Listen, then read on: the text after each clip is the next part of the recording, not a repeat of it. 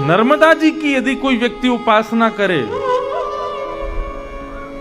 और एक श्लोक है, उस श्लोक का नित्य पाठ करके नर्मदा जी के जल का एक बूंद भी यदि सेवन करे, तो उस व्यक्ति को कभी सर्प नहीं डसता।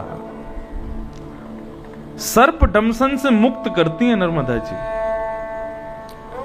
नर्मदाये नमः प्रातः, नर्मदाये नमो निशि, नमोस्तु नर्मदे तुभ्यं, त्राहि मां विषसर्पताः।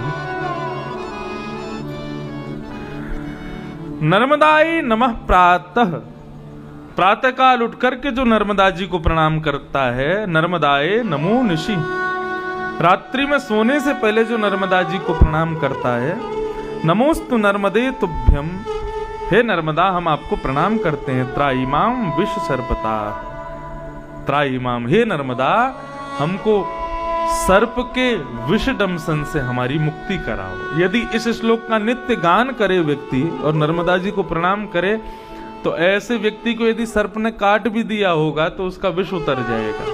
और यदि किसी को विष ना चढ़ा हो, किसी को सर्प ने ना डसा हो, फिर भी रोज यदि इस श्लोक का पाठ करके नर्मदा जी को प्रणाम करे, श्लोक याद भी ना हो सके तो केवल त्राहि मां विषसर्पताः इतना मात्र कह दे और नर्मदा जी को प्रणाम करे, तो ऐसे व्यक्ति को नर्मदा जी कवच प्रदान करती हैं। उसको कभी सर्प डसता नहीं है। ये नर्मदा जी की महिमा।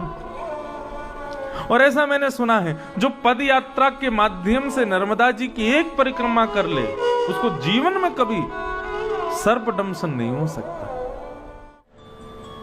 अन्न छोड़ने का, अन्न को झूठा छोड़ने का, अन्न को बर्बाद करने का इतना बड़ा अपराध है, तो नर्मदा भी अन्न है, आहार है। यदि उनको दूषित किया जाएगा, उनके संरक्षण का विचार नहीं किया जाएगा, तो यह भी एक बहुत बड़ा अपराध है। नर्मदा साधारण नहीं है। गंगा, यमुना, सरयू, कावेरी, इतनी बड़ी बड़ी नदियां हमारे भारत में विद्यमान हैं, लेकिन एकमात्र नर्मदा ऐसी नदी है जिसके ऊपर पुराण लिखा गया है, और किसी नदी का पुराण नहीं है। गंगा जी का कोई पुराण नहीं है। गंगा जी की महिमा कई जगह लिखी गई है। आप हमारी किसी भी बात से, और आस्था चैनल पर जो लोग देखें इस कथा को, वो लोग भी कहीं ये मत समझना कि हम गंगा, यमुना, नर्मदा, सरस्वती इन सबको कंपेयर कर रहे हैं या किसी को बड़ा किसी को छोटा बता रहे हैं।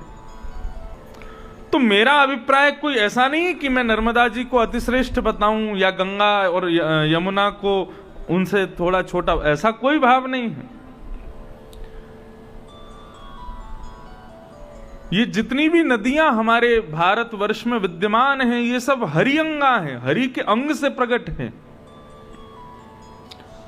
चरणों से निकली गंगा प्यारी, जिसने सारी दुनिया तारी। गंगा जी हरि के चरणों से निकली।